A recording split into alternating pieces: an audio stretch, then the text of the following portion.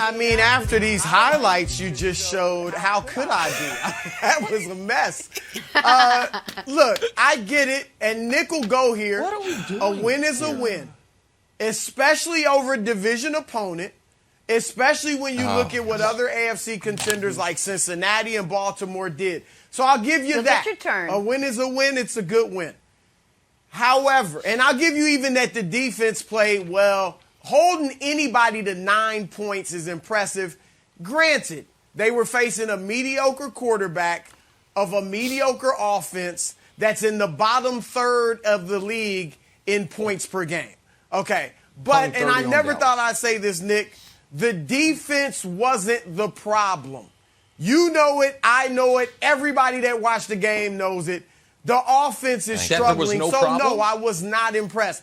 It was only the second time in the last 2 years that Patrick Mahomes has thrown for less than 200 yards. But guess what? Those 2 times have come in the last 4 games. We saw Tyreek Hill's dropping passes, Byron Pringle's dropping passes. They can't rush for 100 yards as a team. They're not moving the ball through the air. And the killer was this, Wilds. They couldn't capitalize on so many opportunities.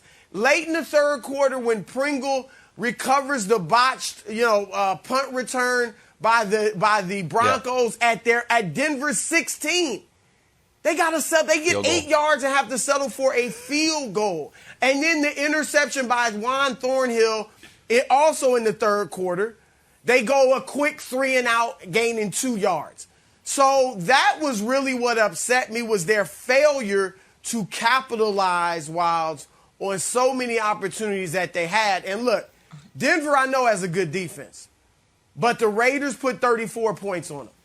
The Steelers, the Steelers put 27 on them, and the freaking Philadelphia Eagles offense put 23 on them. Kansas City could only manage 16 on the offensive end yesterday. Not impressed. Okay, so I was trying to come up with a metaphor on how I feel about the Chiefs team, and this is what it is, because I'm not as negative as Broussard. There are bright points. So I will say this. We all have kids on this show. I think the Chiefs play like the pizza that you get for your kid's birthday party. It gets the job done. It's totally fine. And the youngest people in the group absolutely love it, which is Nick. But does it really hold up to any scrutiny when you really look at it?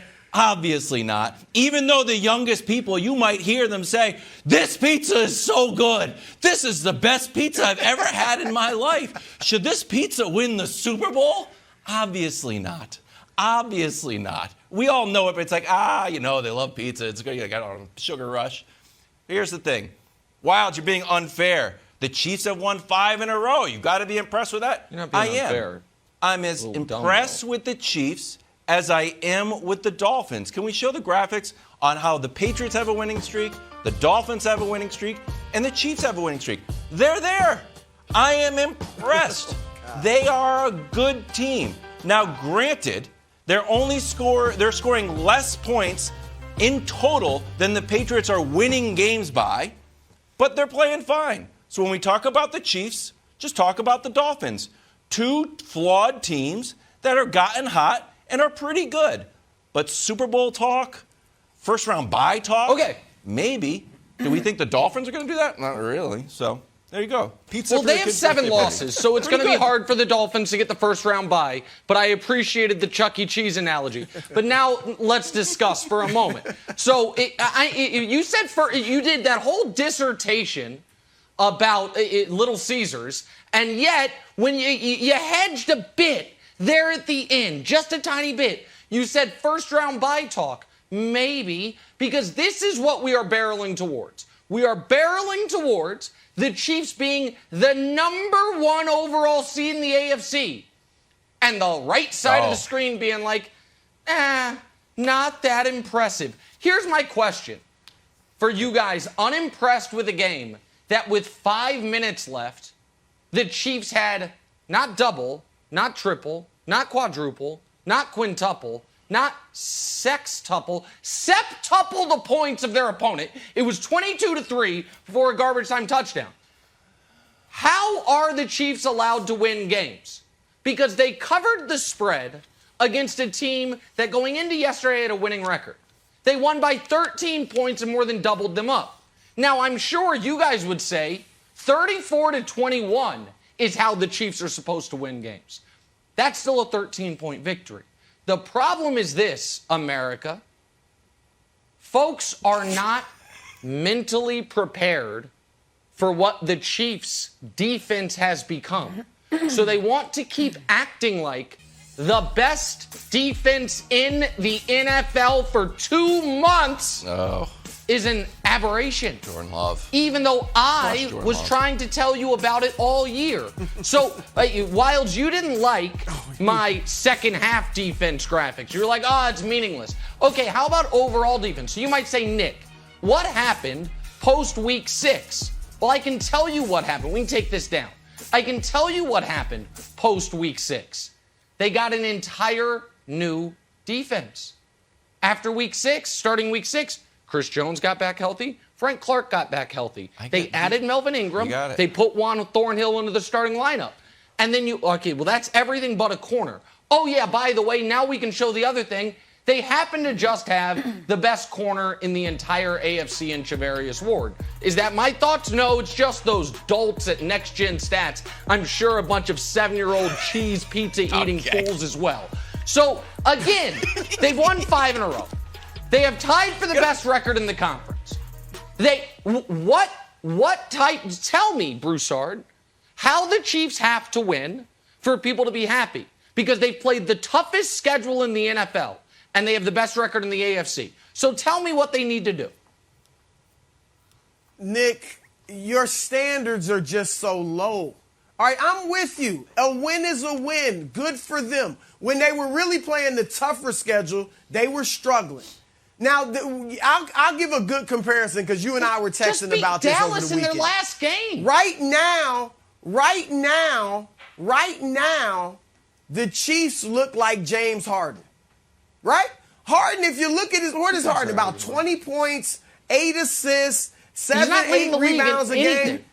Playing well. Well. He's playing at an all-star level. But compared to what we're used to, compared to what it will take for the Brooklyn Nets to win the championship, he's not doing enough. And that's what's going on with the Chiefs. I got high standards for the Chiefs. I'm not writing them off. But I am sitting here saying that offense has got to be better, just like James Harden's got to be better for Brooklyn. And you know that's true. I would agree with you. I know you're soft with your boys. You know, you don't believe in tough love when it comes to the Chiefs, but I do.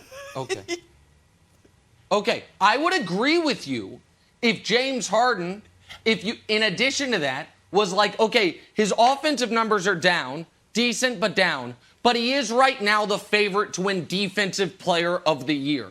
You guys have just decided that the Chiefs are only allowed to win games one way. That if they win 35-28, it's more impressive than a game yesterday that despite our, dare I say, fake news video lead, they dominated from the opening kickoff. At no point was this game in doubt. Wilds, you're raising your hand. Wild. Did you ever think the Chiefs were going to lose? Did you ever think the game was in doubt? I did not.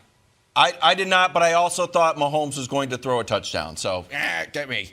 Jenny, instead he ran no for touchdowns one. Instead he ran for one. No touchdowns against the Broncos. I don't know, just throw a touchdown. Imagine if Mac Jones didn't throw a touchdown. I don't know. Just throw a touchdown. We didn't run positive Chiefs highlights on offense because we weren't allowed to. But I do think he scored a touchdown. I think he ran for it to start the game. Throw a touchdown. No. Ran it's a touchdown. Totally fine. He did not throw a touchdown. Throw a touchdown.